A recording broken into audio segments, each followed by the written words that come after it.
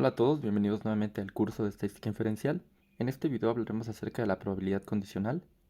Vamos a decir que la probabilidad de que ocurra un evento A, dado que ocurrió el evento B, se va a llamar probabilidad condicional de A dado B y se va a denotar por la siguiente nomenclatura. Vamos a escribir la P de probabilidad y entre paréntesis escribiremos A, una barra vertical B. Esta barra vertical significará dado que, entonces lo podemos leer como la probabilidad de A dado B. Y esto va a ser igual a la probabilidad de A intersección B entre la probabilidad de B. Y aquí hay una condición, necesitamos que B, mejor dicho, que la probabilidad de B sea mayor que 0, es decir, que B haya ocurrido. Y además podemos entender que la probabilidad de B debe ser mayor que 0, puesto que si fuera 0, este cociente de aquí sería un número entre 0 y eso no lo podríamos calcular. Ahora, la probabilidad condicional la podemos entender justamente como una circunstancia que condiciona el cálculo de una probabilidad. Podríamos verlo como que nosotros estamos interesados en calcular la probabilidad del evento A, siendo que ya ocurrió un evento previamente, que es el evento B. Dicho de manera distinta, si el evento B ya ocurrió, ¿cuál sería la probabilidad de que ocurra el evento A?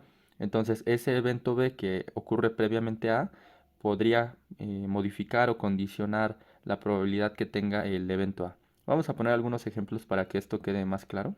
Vamos a suponer entonces que se realizó una encuesta a 307 personas sobre su opinión con respecto a la legalización del aborto y que los datos se clasificaron en función de la opinión y del área de la ciudad donde vive la persona.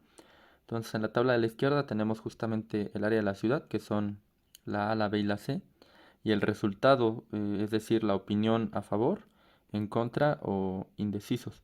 De tal manera que aquí tenemos distribuidas a las personas y recordemos que esto era lo que en algún momento mencionábamos como un diagrama de Carroll. Entonces nosotros nos podríamos preguntar algunas cosas con respecto a la probabilidad de seleccionar a alguien de este conjunto de personas. Y podríamos preguntar, por ejemplo, si se elige a un entrevistado al azar, ¿cuál es la probabilidad de que estuviera a favor, es decir, a favor de la legalización del aborto, si vive en el área C? Entonces esto es, además o a pesar de que está escrito de una manera distinta a como enunciamos la definición, lo que tenemos aquí es una condición. Decimos que si vive en el área C, es decir, la primera condición es que ya haya ocurrido que esta persona vive en el área C y estamos preguntándonos cuál es la probabilidad de que estuviera a favor. Entonces, si traducimos esto, el elemento que condiciona es vivir en el área C. Nosotros queremos calcular la probabilidad de que esté a favor de la legalización del aborto. Entonces, esto podríamos traducirlos como cuál es la probabilidad de que esté a favor del aborto, dado que vive en el área C. Entonces, vamos a escribir nuestra probabilidad de esa manera. Diríamos entonces que queremos calcular la probabilidad de F dado C, o sea, de que esté a favor dado que vive en el área C. Aplicamos la fórmula o la definición de probabilidad condicional. Tenemos entonces la probabilidad de F intersección C entre la probabilidad de C. Simplemente aplicando la definición de probabilidad clásica, tenemos que la probabilidad de F intersección C sería la cardinalidad de F intersección C entre la cardinalidad de omega y la probabilidad de C es la cardinalidad de C entre la cardinalidad de omega. Entonces, si buscamos cuál es la intersección de F con C, pues nos vamos a dar cuenta que tendremos que buscar esta casilla de aquí, porque precisamente aquí es donde se intersecan los que están a favor y los que viven en el área C. Son 45 personas y el total de personas de todo el conjunto, es decir, el espacio muestral en este caso, es 307 personas. Recordemos que nos están preguntando si elegimos un entrevistado al azar, por lo tanto, el espacio muestral es el total de personas, puesto que esas serían todas las posibles personas que podríamos seleccionar de este conjunto. Ahora, la cardinalidad de C la podemos obtener de la fila correspondiente a las personas que viven en el área C, en este caso son 90, y el espacio muestral es el mismo, por lo tanto la cardinalidad del espacio muestral es 307, al igual que en el caso anterior.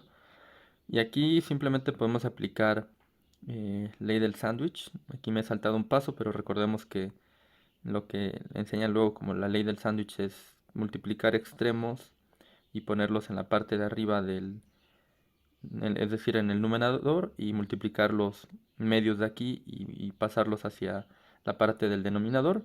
Aquí obviamente el 307 se cancela, puesto que quedaría arriba y abajo multiplicando.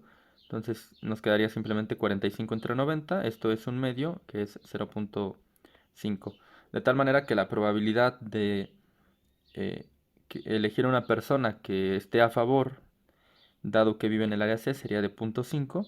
Y aquí podemos darnos cuenta que la probabilidad de que una persona esté a favor, en este caso se modifica, puesto que no la estamos contemplando con respecto a todo el espacio muestral, sino es como si se hiciera una reducción y contempláramos como espacio muestral al conjunto del cual estamos condicionando la probabilidad, que en este caso es vivir en el área de la ciudad. De hecho, es bastante evidente que si vemos el valor aquí directamente de los que están a favor y que viven en esta área, son precisamente la mitad.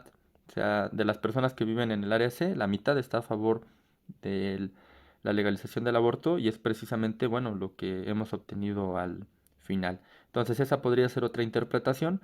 La probabilidad condicional se puede entender como una reducción del espacio muestral a un subconjunto del mismo y entonces eso modifica las probabilidades de algunos otros eventos. Como segundo ejemplo, consideremos que se lanza un dado. La pregunta sería, ¿cuál es la probabilidad de obtener 2, dado que se sabe que el valor obtenido fue un número par?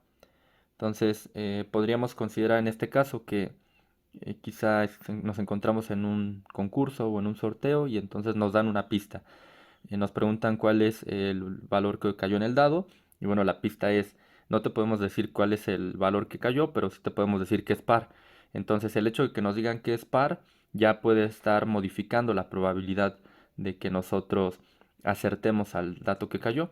Pensemos en primer lugar que si calculáramos directamente la probabilidad de obtener un 2, pues sería 1 entre 6. Vamos a ver ahora que al saber ya que el número es par, esa probabilidad se va a modificar. Entonces el espacio muestral que tenemos aquí al lanzar un dado es el conjunto constituido por los elementos del 1 al 6. El evento que nos interesa a nosotros es obtener un 2, que sería el evento A en este caso, y el evento B va a ser precisamente el evento que va a condicionar la probabilidad, que sería, sabemos que el valor obtenido fue un número par. Los números pares en este caso son el 2, el 4 y el 6. Esos son los números pares que pueden caer al lanzar un dado. Entonces, si aplicamos la probabilidad condicional en este caso, puesto que se puede hacer de esta manera, tenemos el evento A dado el evento B. Entonces vamos a escribirlo de esa manera. Y ahora, sustituyendo con la fórmula, tenemos la probabilidad de A intersección B entre la probabilidad de B. Aplicando la definición de probabilidad clásica, desarrollamos esto en términos de la cardinalidad de los conjuntos. Y bueno, sustituimos, entonces tendríamos lo siguiente. La cardinalidad de A intersección B es 1, puesto que solamente tienen un elemento en común, que es el 2. La cardinalidad de omega en este caso es 6. La cardinalidad de B es 3, puesto que el conjunto B tiene 3 elementos, o el evento B. Y la cardinalidad de omega nuevamente es 6. Entonces aquí precisamente desglosamos lo que decíamos en el ejercicio anterior. Si yo aplico la llamada ley del sándwich, tenemos que los extremos de estas fracciones van en la parte del numerador y los medios van en la parte del denominador. Entonces tenemos 1 por 6 entre 3 por 6. Aquí cancelamos el 6 puesto que se está multiplicando arriba y abajo y esto nos queda un tercio que es 0.33. Entonces notemos cómo justamente la probabilidad de obtener un 2 se ha modificado, puesto que no estamos contemplando este evento con respecto al espacio muestral original, sino más bien dada una condición, es decir, que sepamos que ya ocurrió un evento antes, en este caso el evento B. Eso nos reduce el espacio muestral o lo modifica y, bueno, eso altera la probabilidad de obtener un 2. Y bueno, vamos a dejar este video hasta aquí y nos vemos en los siguientes.